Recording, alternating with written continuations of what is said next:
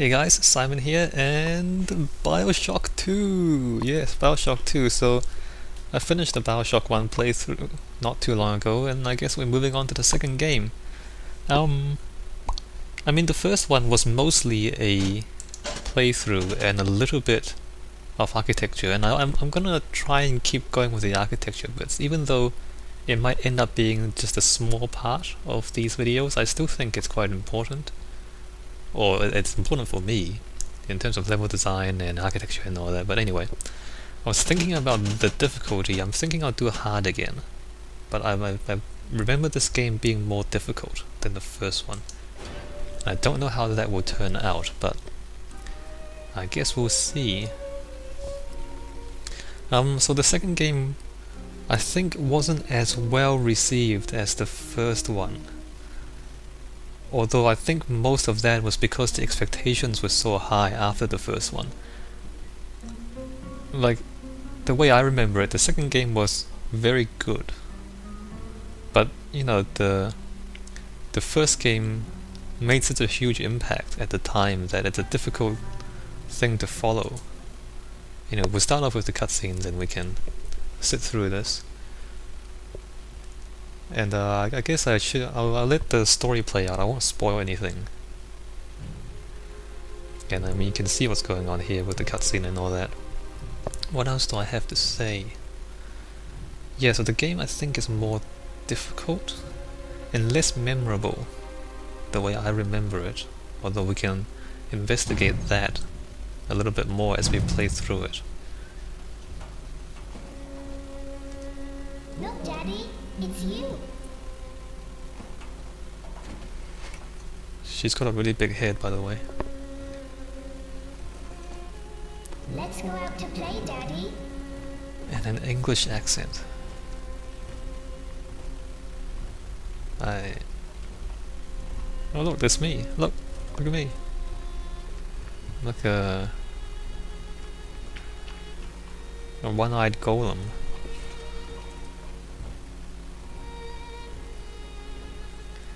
I hope the performance will be okay, the frame rates and all that. I've kept the graphics mostly on the higher settings. More angels, Daddy. This way. Because for the most part, like if I reduce the settings, it actually looks quite bad. So yeah, I've kept it on high, and hopefully the frame rate's not going to be too bad.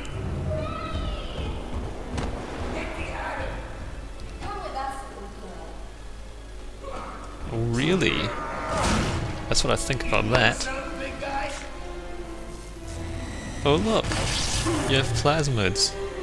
Guess what I think about your plasmids.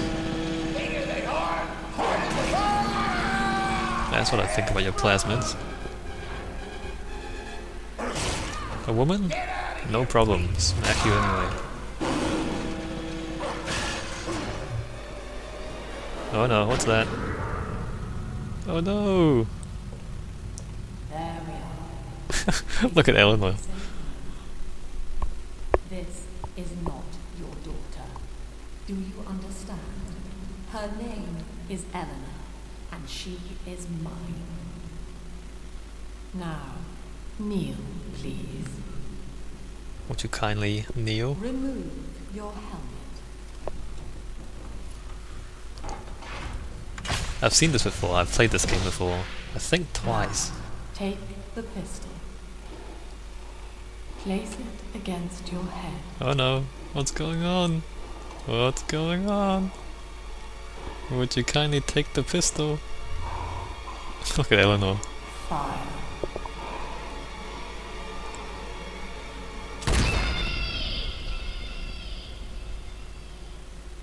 The subtitles are quite unfortunately out of sync with the cutscene. And it's not because I'm recording, it's actually like that, it's a problem with the game. 10 years. Shot in the head and then 10 years pass.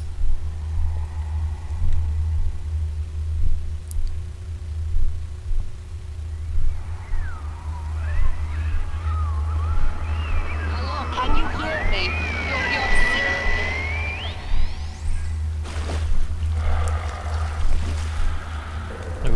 reflections.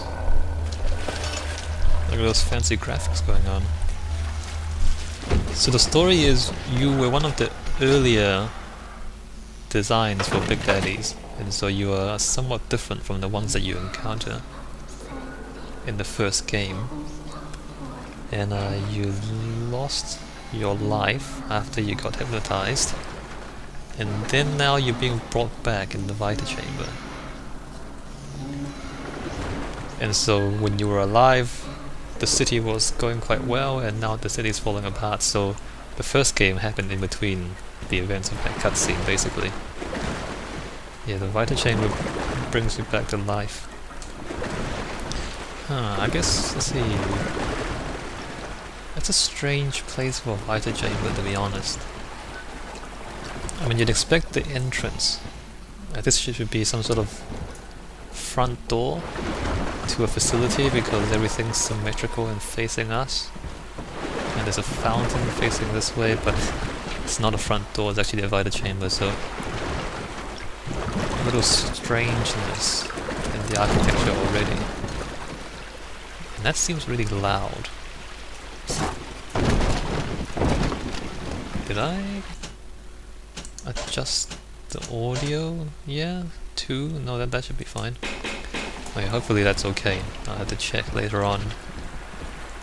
What else is there to see? A nice domed glass. Now that's unusual. That glass is curved both ways. That's actually very difficult to do. I don't think it's actually possible with the technology of the time. Usually you'd have panels of glass, right? And they're flat panels, and then they join together to approximate a curved surface, but that's actually curved glass. That's a little bit worrying. It might mean that they didn't actually think too much about the architecture. I kinda wasted too much time there. There's a little sister in here. If you walk up faster, you'll see her running away from you. But I was a bit slow there. So see the crouch. So it's all very linear at first, of course. That's the tutorial section.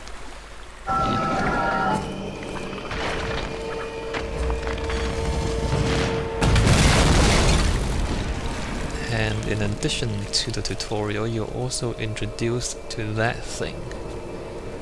And I'll minimize the spoilers, but I mean, there's the creepy sounds and all that sort of stuff already, so I think you can guess what's gonna happen. Or, well, you can guess what kind of thing is gonna happen. I need this. Do you hear me? So, yeah, as we established in the last game, I'm a stealthy player. The stealth doesn't actually work very well in this game. For the the first issue is you don't get the natural camouflage until a lot later. And secondly, the enemies are a lot more observant, so they can spot you from further away and all that. So it's actually harder to be stealthy. I'm dead. What's the difference?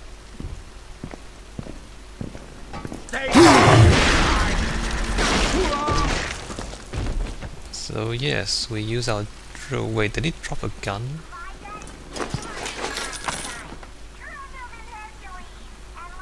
I don't think we're meant to get a gun just yet, and so the gun just disappears, I think. Yeah, I think we're not meant to get a gun until later, which is kind of strange again, like he has a gun but we can't pick it up. Another good thing about this game is they'll give you the code if you have it. So that code was on the window there. So you don't have to remember things or to, you know, check the notes and all that. Well, I don't know if that's a good thing or a bad thing. In a way it dumbs down the game a little bit, like there's less thinking involved, but at the same time it's kind of a... You know, it's not like it's much of a challenge. Well, let's listen to that. My husband is such a perfect idiot. Throws away all his spending money on gene tonics to affect a look of physical fitness. So he'll have an excuse to sit on his rear all day listening to radio serials. Stephen, I tell him, you want to be fit? Come swim laps with me, the old-fashioned way. It's your mind that's atrophying. Maybe I'll start sneaking some brain boost into his daily regimen. And I guess another issue we might have is that the story isn't as memorable as the first game. Like that audio log just now, like it wasn't anything special. Like if you remember the first game, we have Andrew Ryan kind of trumpeting his philosophy at you, or you have other characters kind of telling the stories and saying all these things, and they were quite memorable. Whereas that one just now, it seemed like nothing important, like some woman complaining about his husband splicing up. Like it didn't actually tell you much of the story. Like it didn't actually give you anything interesting to think about. It's just some woman complaining about her husband. Like there's no philosophy or anything like that behind it. Anyway, we'll keep going and we'll see if the later audio logs are, whether they confirm this trend or whether they're better. Please hurry, Daddy. From Eleanor. Come soon to come find me. And there's bows and bears and colored chalk and fireflies, which is quite unusual considering that we're underwater. We have dollars. Let's see. Let's try and find some loot. You need to slim down. Cigarettes. It's outside. You can kind of see a few things outside, not very well though.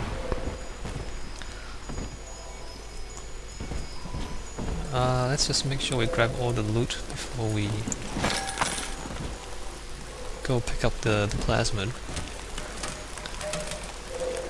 And if you remember, like the first part of the first Bioshock, there was a lot more talking. We had Atlas basically telling us what to do, whereas here we're just kind of thrown in and no one's telling us what to do. So I don't know if it's good or bad, but I don't think it's a very good tutorial section. Because, I mean, I guess there's not much to do anyway. You just pick things up. But say for example, if you haven't played the first game, it might not be enough.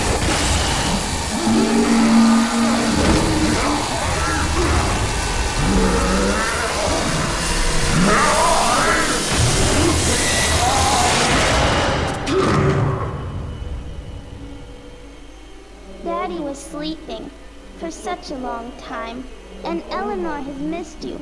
Find her and you'll be all better. Okay. Oh no! Daddy!